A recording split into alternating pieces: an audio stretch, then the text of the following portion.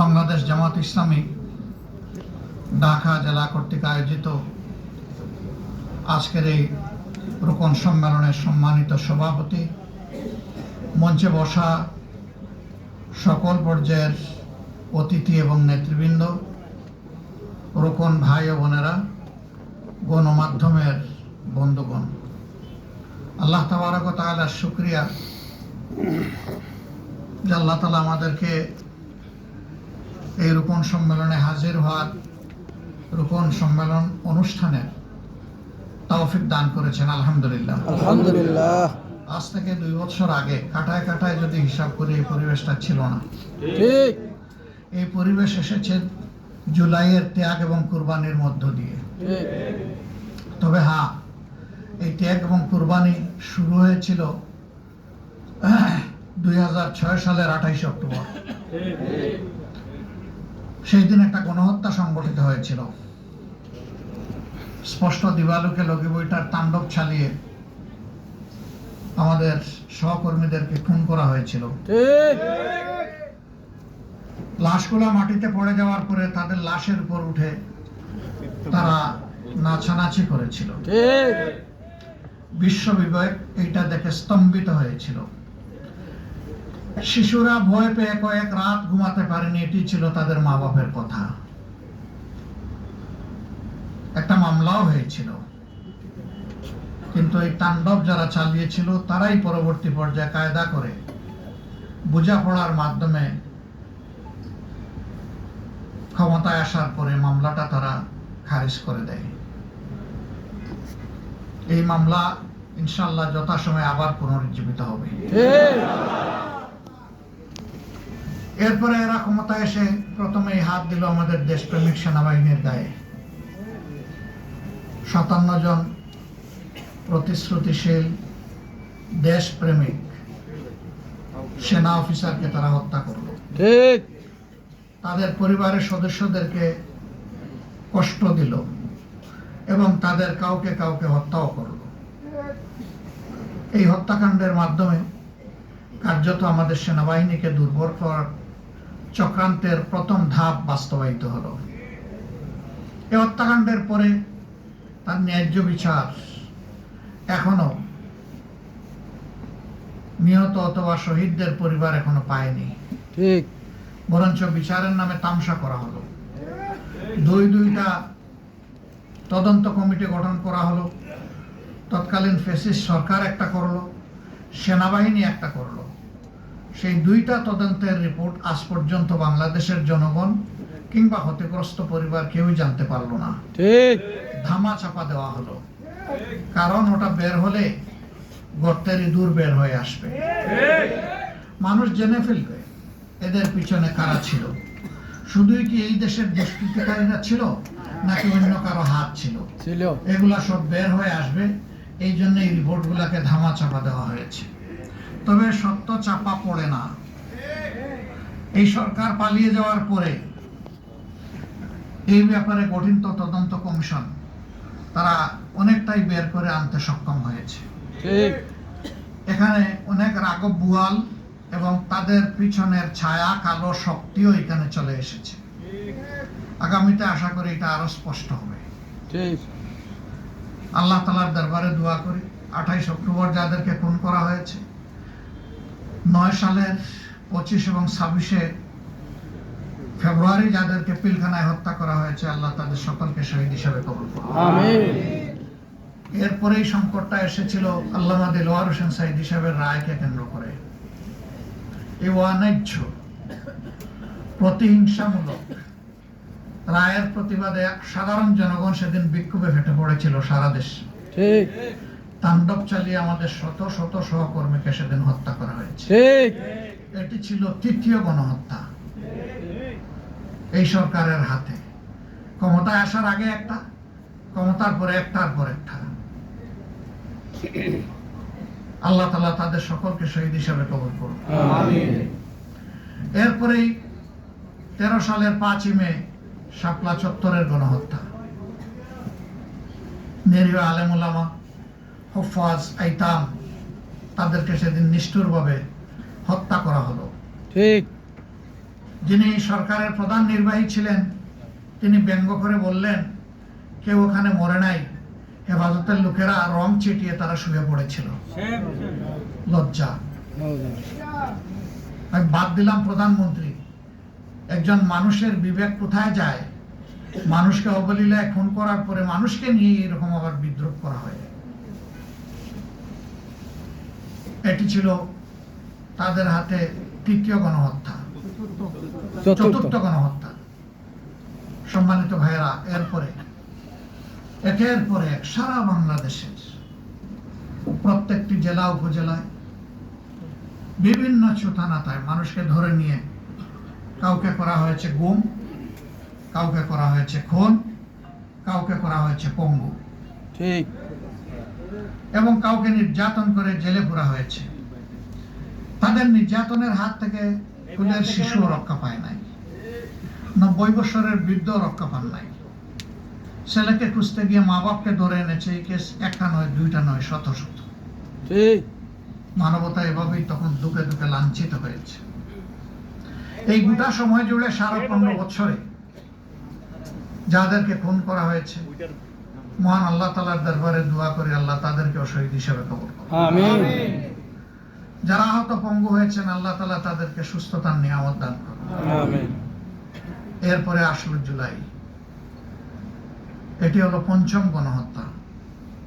এই জুলাইতে অতীতের ফেসিবাদী কায়দায় ছাত্রদের ন্যায্য দাবিকে দমিয়ে দেওয়ার জন্য তারা প্রথমে হেলমেট বাহিনীকে পাঠিয়ে দিল। ঢাকা বিশ্ববিদ্যালয়ে 15 জুলাই আমাদের মেয়েদের গায়ে এই হেলমেট বাহিনী হাত দিল। সারা বাংলাদেশ জ্বলে উঠল। 16 তারিখের প্রতিবাদে সারা বাংলাদেশে প্রচন্ড বিক্ষোভ।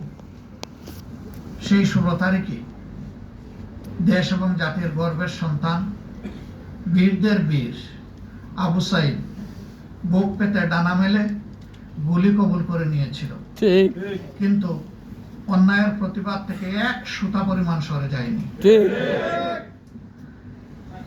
সে জাতিকে জীবন দিয়ে গেছে, আঙ্গুল দিয়ে দেখিয়ে গেছে জাতির জন্য কিভাবে গৌরবের জীবনটা উৎসর্গ করতে হয়।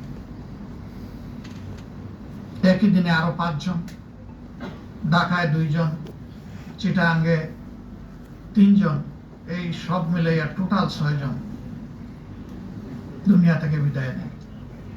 একজন শুধু অপরিচিত, তার কোনো পরিচয় পাওয়া যায়নি। ঢাকার 2য় জন ছিলেন অতি ক্ষুদ্র একজন ব্যবসায়ী, কিরানীগঞ্জের মানুষ। সম্মানিত ভাইয়েরা, এখান থেকেই 24-এর আন্দোলনের চূড়ান্ত ত্যাগ শুরু হলো। 17-18 তারিখ সারা দেশে এই 2 দিনে 120 জনের অধিক মানুষকে খুন করা হলো। ঠিক, তারপরে থেমে থেমে খুনের পালা চলল। দিশাহারাই সরকার জনগণের স্রোত আটকাতে ব্যর্থ হয়ে জনগণের দৃষ্টি ভিন্ন দিকে নিয়ে যাওয়ার জন্য জুলাইয়ের 31 তারিখ জামাতকে নিষিদ্ধ করার ঘোষণা দিল, কিন্তু সেদিন করল না, করল গিয়ে 1 আগস্ট। এতদিন পর্যন্ত ছাত্রদের এই আন্দোলনে আমাদের নৈতিক সমর্থন ছিল। যখন আমাদেরকে নিষিদ্ধ করা হলো, আমরা এটা ঘৃণা ভরে প্রত্যাখ্যান করলাম, ঠিক, প্রতিবাদ জানালাম। প্রেস কনফারেন্সের মাধ্যমে আমাদের সমস্ত সহকর্মী এবং দেশবাসীকে ছাত্রদের পাশে দৃঢ় অবস্থান নেওয়ার জন্য আহ্বান জানালাম। এই আন্দোলনে ঝাঁপিয়ে পড়ার জন্য আমরা আহ্বান জানালাম। 3, 4 এবং 5 এই 3 দিনেই সবচেয়ে বেশি হত্যাকাণ্ড সংঘটিত হয়েছে। বাংলাদেশের এমন কোনো জেলা নাই, জনপদ নাই যেখানে প্রতিবাদী জনতাকে খুন করা হয় নাই। ঠিক, এই সংখ্যা কত আজ পর্যন্ত কেউ নিশ্চিত করে বলতে পারবেন না। জাতিসংঘ তাদের রিপোর্ট অনুযায়ী বলেছে যে এটা 1452 হতে পারে। কেউ 2000 বলছেন, কেউ কিছু কম বলছেন, কেউ বেশি বলছেন। আল্লাহ তাআলাই ভালো জানেন। এবং আমার ধারণা যে এই সংখ্যা নির্ধারণ করা কঠিন হবে, ঠিক, কারণ যে 2 দিন ইন্টারনেট বন্ধ করে মানুষ গুম করা হয়েছে খুনের পর, তাদের তো কোনো হিসাবই পাওয়া যাবে না। ঠিক, কোথায় তাদেরকে গুম করা হচ্ছে তার তো কোনো পাত্তা নাই।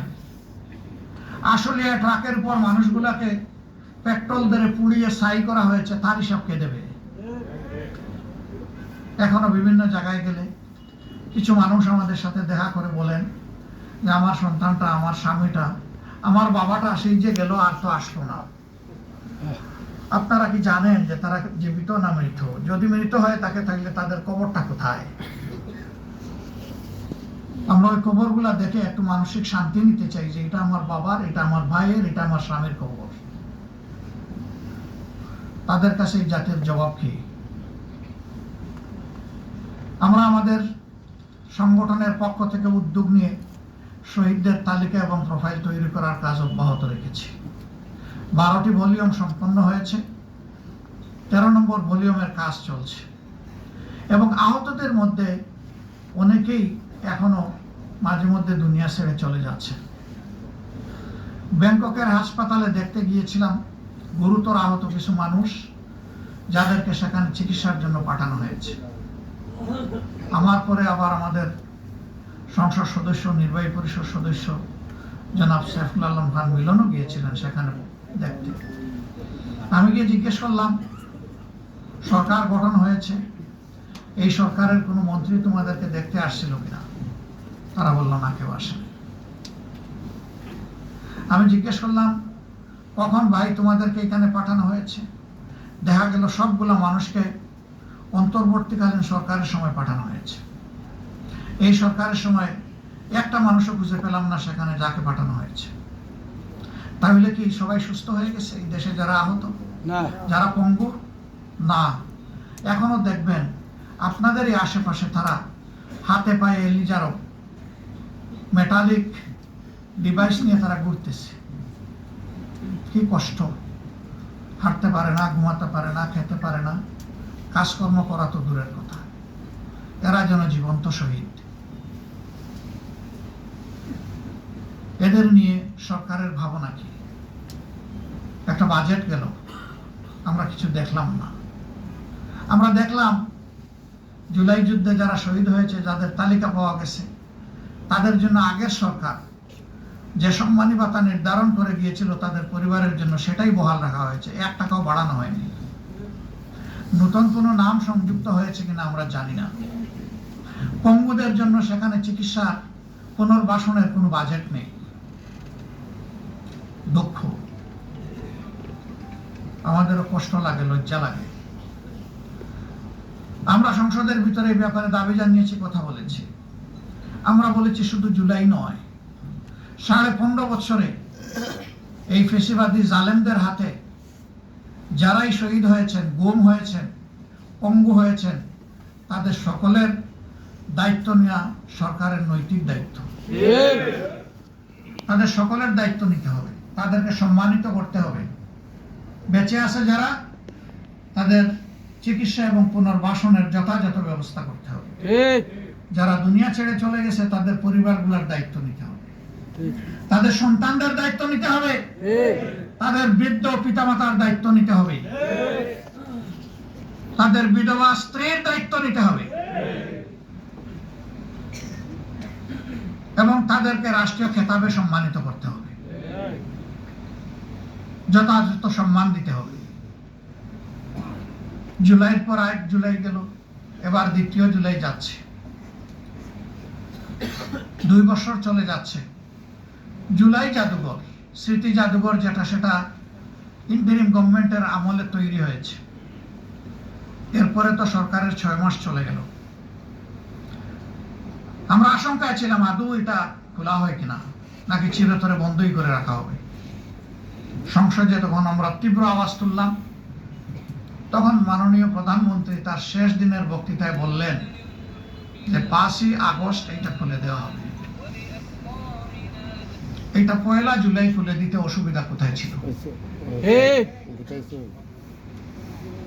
তাইলে পুরা জুলাই মাস জুড়ে আমাদের বীরদেরকে মানুষ আরো বেশি শ্রদ্ধার সাথে স্মরণ করার সুযোগ পেত। এই জুলাই যোদ্ধাদের আকাঙ্ক্ষা কি ছিল? দেশবাসীর আকাঙ্ক্ষা কি ছিল? সেই দিন জুলাই যুদ্ধ হবে 1-2 লাখের মতো নাকি? সেই দিনের জুলাই যোদ্ধা ছিল কার্যত এদেশের 18 কোটি মানুষ। এই মানুষগুলোর আকাঙ্ক্ষা কি ছিল?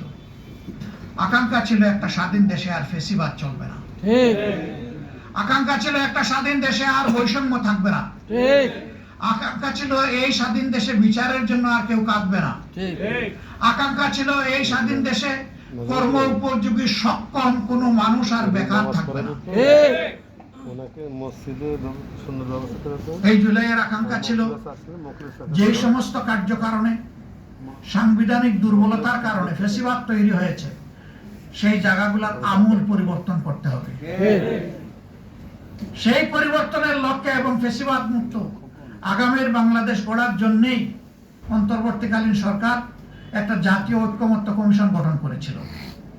7 মাস কমিশন বসলো, ধারাবাহিকভাবে সকাল বিকাল বসলো, আলাপ আলোচনা হলো। তার ভিত্তিতে 2টা জিনিস বের হয়ে আসলো, একটা জুলাই চার্টার বা সনদ, আর একটা হচ্ছে গণভোট। এর ভিত্তিতেই 26 সালের 12ই ফেব্রুয়ারি 2টা ভোট একসাথে অনুষ্ঠিত হলো। আমরা সবাই তখন মেনে নিলাম। এখনকার সরকারি দল, বিরোধী দল, আমরা সবাই বললাম যে 2টা ভোটই হবে এই দিন। আমরা নিজেদের প্রতীকে যেমন ভোট চাইলাম, পাশাপাশি গণভোটের হা বলার জন্য জনগণের কাছে বললাম। অনেকে বলে বর্তমান সরকারি দল একবারই শুধু মুখে বলেছে গণভোটে হা বলুন, আর সারাটা সময় জুড়ে ভিতরে ভিতরে বলেছে না বলুন। ঠিক তাদের না পরাজিত হলো, হা বিজয়ী হলো। 68.6% মানুষ হার পক্ষে, অর্থাৎ 70% মানুষ প্রায় হার পক্ষে ভোট দিল। ঠিক হার পক্ষে ভোট দেওয়ার মানে হচ্ছে একটা পরিবর্তনের বাংলাদেশ জনগণ চায়। ওই আগের বস্তা বসা ফেসিবাদী রাজনীতি আর দেখতে চায় না। ঠিক ওই শাসন ব্যবস্থাও আর দেখতে চায় না। এই পরিবর্তনের জন্যই ছিল গণভোট। কিন্তু আশ্চর্য, গণভোট অনুষ্ঠান হওয়ার পরে যে আদেশে সংসদ নির্বাচন এবং গণভোট একই সাথে অনুষ্ঠিত হলো, সেই আদেশেই লেখা ছিল একই দিনে 2টা শপথ অনুষ্ঠিত হবে। ঠিক যারা নির্বাচিত হবেন তারা 2টা শপথ নেবেন। প্রথমে তারা সংসদ সদস্য হিসেবে শপথ নেবেন, এর সাথে সাথে একই দিনে তারা সংস্কার পরিষদের সদস্য হিসেবে শপথ নেবেন। আমরা বিরোধী দলের নির্বাচিত 68 জন সদস্য সবাই আমরা এই শপথ নিলাম, কিন্তু সরকারি দল নিল না। আর তাদের দলের বিদ্রোহী হয়ে যারা স্বতন্ত্র এমপি হয়েছে 8 জন, তারাও নিল না। তারাও তাদের দলের সাথেই কার্যত থাকে। এবার তারা বলতে শুরু করলেন সংবিধানে কোনো গণভোট নাই, এই জন্যই গণভোট বৈধ নয়। আশ্চর্য ব্যাপার, সংবিধান যদি বলেন তাহলে সংবিধানে কি কোনো ইন্টারিম গভর্নমেন্ট ছিল? না সংবিধানে কি কোনো গণ অভ্যুত্থান বা গণবিপ্লব ছিল? সংবিধানে কি কোনো মানে 2026 সালের 12 ফেব্রুয়ারি ইলেকশন হওয়ার কথা ছিল? কিছুই তো ছিল না। আশ্চর্য। বিচার মানে তাল গাছটা আমার। ঠিক তাল গাছ আমার হইলে বিচার ঠিক আছে? না তাল গাছ আমার না হইলে বিচার আমি মানি না। সরকারের অবস্থান আজকে স্পষ্ট। আমরা বরাবরই বলি যে একই হান্ডিতে বাসনে আপনি যখন গোশত পাকালেন তখন সেখানে তো ঝুলও থাকে। এখন পাকানোর পরে বলতেছেন গোশত হালাল কিন্তু ঝুল হারাম। নাউজুবিল্লাহ একই হান্ডিতে পাকানো হলো, ওই ঝুলের মধ্যেই গোশত পাকানো হয়েছে, ওই ঝুল থেকে গোশত তুলে খাওয়া হচ্ছে। এখন ওইটা হালাল আর এইটা হারাম। ঠিক ওটা যদি অবৈধ হয়, সব কিছু অবৈধ। কিন্তু আমরা অবৈধ বলি না, আমরা বলি সব কিছু বৈধ। কেন বলি? পলিটিক্যাল সায়েন্সের ভাষা হচ্ছে will of the people is supreme law. জনগণের অভিপ্রায় সংবিধানের ঊর্ধ্বে। ঠিক বিকজ এই সংবিধানের জন্য জনগণ নয়, জনগণের জন্য সংবিধান। ঠিক তখন জনগণের অভিপ্রায় ছিল এই ইন্টারিম গভর্নমেন্টকে সাপোর্ট দিয়েছে। ওদের ভালো মন্দ বিশ্লেষণে আমি যাচ্ছি না। ভালো কিছু করলে এর ক্রেডিট তাদের, মন্দ কিছু করলে এর দায়ও তাদের। ঠিক সম্মানিত ভাইয়েরা, এইভাবে জনগণ চেয়েছে, এই ভোট, গণভোট দুইটাই চেয়েছে জনগণ। একটা রায় আপনি মানেন, আর একটা রায় মানেন না।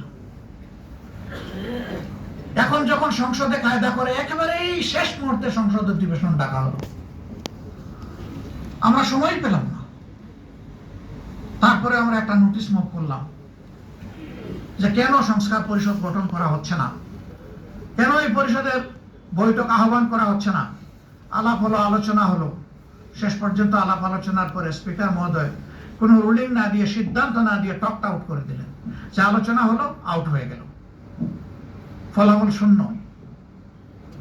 আমরা সেদিন প্রতিবাদে এই যে জনগণের রায়কে অপমান করা হলো, গ্রাহ্য করা হলো, আমরা সংসদ থেকে বের হয়ে চলে এসেছিলাম। আমরা ওয়াক আউট করেছি। আমরা বলেছি সংসদে আমরা ন্যায় বিচার পাই নাই, এখন যেই জনগণ রায় দিয়েছিল আমরা তাদের কাছে এই বিচার নিয়ে চলে যাচ্ছি। আমরা চাইনি ময়দানের আন্দোলন আমরা করব। আমরা চেয়েছিলাম দেশটা সুষ্ঠুভাবে চলুক, শান্তিপূর্ণভাবে চলুক, সরকারি দল বিরোধী দল ন্যায্য কাজে পরস্পরের সহযোগী হোক, অন্যায় কাজে বিরোধী দল প্রতিবাদী হোক। আমরা সেটাই চেয়েছি, সেটাই করার চেষ্টা করছি। কিন্তু আমাদেরকে যে জিনিসের সলিউশন হাউসের ভিতরে হওয়ার কথা, তারা বাধ্য করেছে এখন রাজপথে আসতে। এখন সমাধান যদি সংসদে না হয় তাহলে রাজপথে হবে ইনশাল্লাহ। যেইভাবে 24-এ সমাধান হয়েছে ওইভাবে আবার হয়তো বারবার হবে। ঠিক। আপনারা তৈরি আছেন? ইনশাআল্লাহ। সম্মানিত বন্ধুগণ, ভাই এবং বোনেরা, এখন তারা একটা গুজামিল নিয়ে আসলেন, বললেন যে সংস্কার নয়, সংবিধান সংশোধনের জন্য একটা কমিটি হবে, আপনারাও আসেন, আমরাও আসি, সবাই মিলে করি। আমরা বললাম জনগণ সংস্কারের জন্য ভোট দিয়েছে, সংবিধান সংশোধনের জন্য দেয়নি। ওই সংস্কার হলেই টেকসই সংবিধান সংশোধন হবে। ঠিক। আর সংস্কার না হলে যে সংবিধান আপনারা সংশোধন করবেন সেটা মতলবী সংশোধন হবে, ওইটা আমরা মানি না। ঠিক। সংবিধান সংশোধন কোনো দলের যে স্বার্থে হওয়া উচিত নয়, 18 কোটি মানুষের স্বার্থে হওয়া উচিত। আমরা এই জন্য ওই কমিটিতে সায় দেইনি, কিন্তু তারা লেগেই আছেন আমাদের পিছনে, একটু সায় দেন, একটু সায় দেন, একটু সায় দেন। সংসদের ভিতরে বলছেন, বাইরে বলতেছেন। আমরা পরিষ্কার বলে দিয়েছি, আপনারা জনগণকে অপমান করতে পারেন, আমরা প্রিয় জনগণকে অপমান করব না।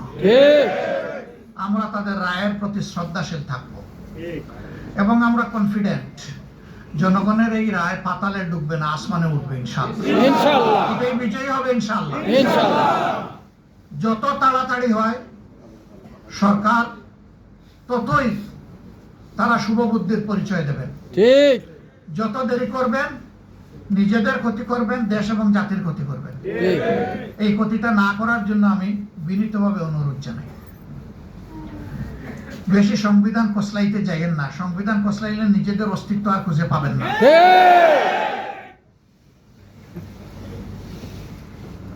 সংবিধানে অনেক কিছু আছে, এখনো হাত দিতে পারেন নাই, হাত দিতে পারবেন কিনা তাও জানি না। আমরা দেখতে চাই জনগণের রায়কে সরকার সম্মান করছে। আমরা এই দাবি পরিত্যক্ত ঘোষণা করব না ইনশাআল্লাহ। এই দাবি আদায় করার জন্য যা দরকার আমরা তাই করে যাব ইনশাআল্লাহ।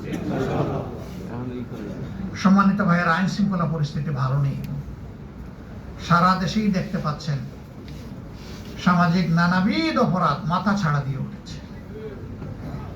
খুন খারাপি, মাদক,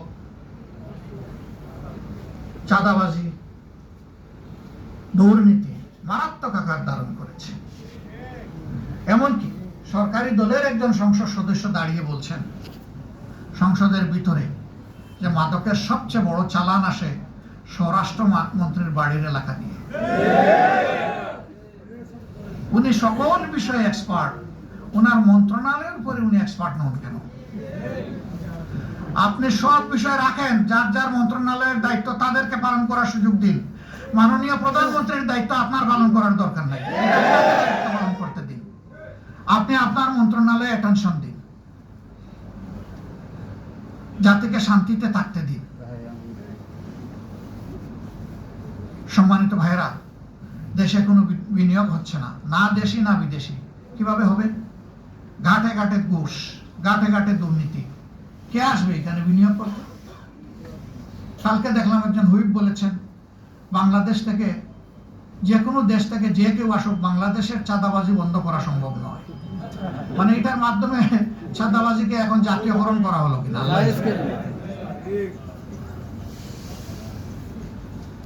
চাঁদাবাজি তো ওনারাই করে, তো ওনাদের সদিচ্ছা থাকলে তো ওনারা বন্ধ করতে পারবেন। ঠিক। সদিচ্ছা না থাকলে বন্ধ হবে কেন? কথা তো ঠিকই। আমরা সংসদে যখন বললাম যে এই 249 জন এমপি আমরা যদি অঙ্গীকার করি যে এই দেশে কোনো দুর্নীতি চলবে না, তাহলে দুর্নীতি কান ধরে বাংলাদেশ থেকে বিদায় নেবে। ঠিক। আমি দেখি যে আমার পিছনে বিরোধী দলের যারা, তারা টেবিল সাপড়াচ্ছেন, সামনে যারা, তারা দেখি হালকা বৃষ্টি হচ্ছে, ভারী বৃষ্টি হয় না। কেউ হাত নামাইয়া বসে আছে, কেউ আলতো করে একটু ঠোকা দেয়। কেন? আমরা চাই না যে একটা দুর্নীতিমুক্ত বাংলাদেশ হোক? জি।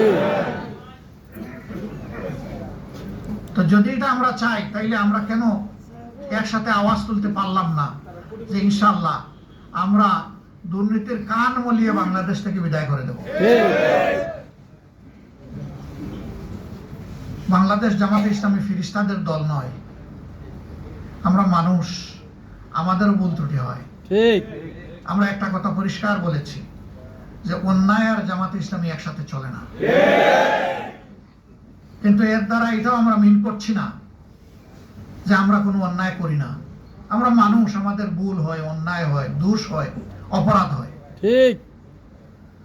আমরা আহ্বান জানিয়েছি, যারা দেশকে ভালোবাসেন, জাতিকে ভালোবাসেন, আমাদের অন্যায় অপরাধ দেখলে আমাদেরকে ধরে দিন। আমরা কথা দিচ্ছি আমরা সংশোধন করব ঠিক। ইনশাআল্লাহ। আমি সহকর্মীদেরকে বলবো, গায়ে যদি আপনার সাদা কাপড় থাকে, আপনাকে যত্নশীল হতে হবে। সমাজের যে কথাটা আছে, সাদা কাপড়ে দাগ লাগে, কথা ঠিক না? না, সাদা কাপড়ে কম লাগে, কিন্তু যা লাগে তা ভাসে। Very careful. নৈতিকতার প্রশ্নে জামাতে ইসলামীতে কোনো ছাড় নাই। ঠিক। আমরা চেষ্টা করব সংশোধন করার। যদি সহনীয়ত মাত্রার কোনো লঙ্ঘন হয়, আমরা চেষ্টা করব সংশোধন করে তাকে দায়িত্ব পালনের সুযোগ দেওয়ার। কিন্তু সেই মাত্রাটা যদি ভারী হয়, তাহলে আমাদের কিছুই করার থাকবে না। ঠিক। আমাদেরকে কঠিন সিদ্ধান্তের দিকেই যেতে হবে। এই সিদ্ধান্তের দিকে যাওয়ার মানে হচ্ছে আমি সহ আমাদের সবাইকে সতর্ক করে দেওয়া। ঠিক। সাবধান, সবাই সাবধান। ভাই এবং বোনেরা, শয়তান কি আমাদেরকে ছেড়ে কথা বলবে? না। মানবতার সূচনা থেকেই শয়তান মানুষের ক্ষতি করার জন্য লেগেই আছে। আর যারা মুমিন মুসলমান, তাদের সাথে আরো শক্তভাবে লাগে। ঠিক। কারণ এর বাইরে যারা আছে, যারা আল্লাহকে মানে না, আল্লাহর আইন মানতে চায় না, তাদের জন্য তো সরকারের এই শয়তানের বেশি কিছু করা লাগে না। না। লাগে তো যারা মানতে চায় তাদের জন্য। সুতরাং যুদ্ধটা তো শয়তানের আপনাদের সাথে, আমাদের সাথে। আমরা যারা মানতে চাই আল্লাহ তাআলা, এই জন্য খেয়াল রাখতে হবে নফসের দুঃখা এবং শয়তানের ওয়াসওয়াসা যেন আমাদেরকে পরাজিত করতে না পারে। ঠিক। সর্বক্ষণ আল্লাহ তাআলার সাহায্য এবং আশ্রয় প্রার্থনা করতে হবে। আমিন। আল্লাহ তাআলার দরবারে ধারণা দিতে হবে, আল্লাহকে ভয় করতে হবে। সেই আল্লাহ তাআলাকে ভয়ের ভিত্তিতে আমাদেরকে চলতে হবে। বাংলাদেশের এই আন্দোলনের স্পিরিট দুনিয়ার বহু দেশে এখন প্রবাহিত হচ্ছে। তবে কোন দেশের আভ্যন্তরীণ ব্যাপারে আমরা নাক গলাতে চাই না। ঠিক। ওই দেশের জনগণই ঠিক করবে যে তাদের দেশের গতিপথটা কি হবে। একইভাবে আমরা এটাও চাই না যে কোন দেশ আমাদের আভ্যন্তরীণ বিষয়ে নাক গলাক। আমরা আমাদের মতো চলতে চাই। আমাদের একটা স্বাধীন পররাষ্ট্র নীতি থাকবে। এই জাতি মাথা উঁচু করে দাঁড়াবে। এই জাতি বিশ্ব সম্প্রদায়ের সাথে সম্প্রীতি রক্ষা করে চলবে। প্রতিবেশীদের দিকে শ্রদ্ধার সাথে নজর রাখবে। ঠিক কিন্তু প্রতিবেশীদেরও দায়িত্ব হবে আমাদেরকে সম্মান করা। এই সম্মান এবং সমতার ভিত্তিতে আমরা আমাদের পররাষ্ট্র নীতি যেটা আছে এটা দেখতে চাই যে পরিচালিত হচ্ছে। সীমান্তে যে বাড়াবাড়ি করে আমাদের প্রতিবেশীরা, আমরা তাদেরকে অনুরোধ করব শান্তিতে আপনারাও থাকুন, শান্তিতে আমাদেরকেও থাকতে দিন। ঠিক আমাদের শান্তি বিঘ্নিত হলে আপনারাও শান্তিতে থাকতে পারবেন না। আমরা উভয় শান্তিতে থাকতে চাই। আমরা তো কারো ব্যাপারে নাক গলাই না, হাত বাড়াই না, তাহলে আমাদের ব্যাপারে কেন নাক গলাবেন, হাত বাড়াবেন? ঠিক আমরা এই দেশে কোনো সাম্প্রদায়িক অপকর্ম দেখতে চাই না। আমরা দেখতে চাই যে যে ধর্মে বিশ্বাসী হোক তারা সবাই মিলেই বাংলাদেশী, ঠিক তারা সবাই মিলে এদেশের নাগরিক। সুতরাং নাগরিক হিসাবে সবাই যেন নিরাপত্তা এবং সম্মানের সাথে বসবাস করতে পারে। ঠিক ধর্মীয় প্র্যাকটিস যার যার, একজনের উপরে আরেকজনের জোরাজুরি চলবে না। আল্লাহর বিধান এটা নয়। ধর্ম চাপিয়ে দেওয়ার জিনিস নয়। ঠিক দিন স্বেচ্ছায় কবুল করার জিনিস, সন্তুষ্ট হয়ে কবুল করার জিনিস। সম্মানিত রূপন ভাই বোনেরা, এদেশের মানুষ দফায় দফায় 3টা দলের শাসন দেখেছে, কিন্তু সত্যিকার অর্থে জাতির মুক্তি অর্জিত হয়নি। ঠিক মুক্তি অর্জনের জন্য শাসন ব্যবস্থায় 2টা জিনিস লাগবে, একটা নীতি আর একটা নেতা। ঠিক নীতিটা হতে হবে জনগণের আকাঙ্ক্ষা, ভালোবাসার, ইনসাফের, মানবিকতার, স্বচ্ছতার, সততার। আর নেতা হতে হবে সৎ, ঠিক সকল ব্যাপারে সৎ, শুধু লেনদেন না, তার আমল আখলাক, লেনদেন, সকল ব্যাপারে। যখন নীতি এবং নেতার এই কম্বিনেশন হবে, ইনশাআল্লাহ এই দেশের মানুষের মুক্তি আসবে। জামাত ইসলামী সেই কাজটা করার জন্যই অবিরাম চেষ্টা চালিয়ে যাচ্ছে। সাইফুল আলম খান মিলন সাহেব বলেছেন, 2-1টা বিচ্ছিন্ন ঘটনা দেখে কেউ হতাশ হবেন না। এই ঘটনা হযরতে আদম আলাইহিস সালামের 2 সন্তান থেকে প্রথমে শুরু হয়েছে। তিনি আমাদের আদি পিতা, তারা 2জন আমাদের ভাই। এই কথার দ্বারা স্মরণে রাখবেন যে সকল যুগের সকল নবীদের সমাজেও, নবীদেরকে পাওয়ার পরেও, নবীদের দ্বারা পরিচালিত হওয়ার পরেও সকল সমাজেই কিছু অপরাধী লোক ছিল। ঠিক অপরাধী লোক ছিল বলেই আল্লাহ তাআলার সামাজিক বিধান যুগে যুগে নবী পয়গম্বরদের কাছে এসেছে। ঠিক আমরা চেষ্টা করি, নিজেদের সংশোধনের চেষ্টা করি, ভালো হওয়ার চেষ্টা করি, কিন্তু এরপরে 2-1টা বিশাল ধানের স্তূপের সাথে 2-1টা তুষ থাকতেই পারে, 2-1টা ছিটা থাকতেই পারে। ঠিক অবশ্য আমরা কামনা করি না যে কেউ খারাপের দিকে চলে যাক। আমাদের সর্বাত্মক চেষ্টা থাকে নিজেকে এবং মানুষকে সংশোধনের, প্রথমে নিজেকে, তারপরে অন্যকে।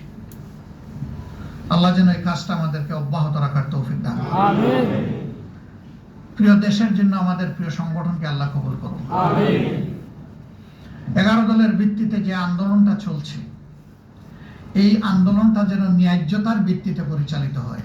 আমিন দেশ জাতির ক্ষতি যেন আমাদের দ্বারা না হয়, বরঞ্চ মানুষের অধিকার যেন আমাদের মাধ্যমে আদায় হয়।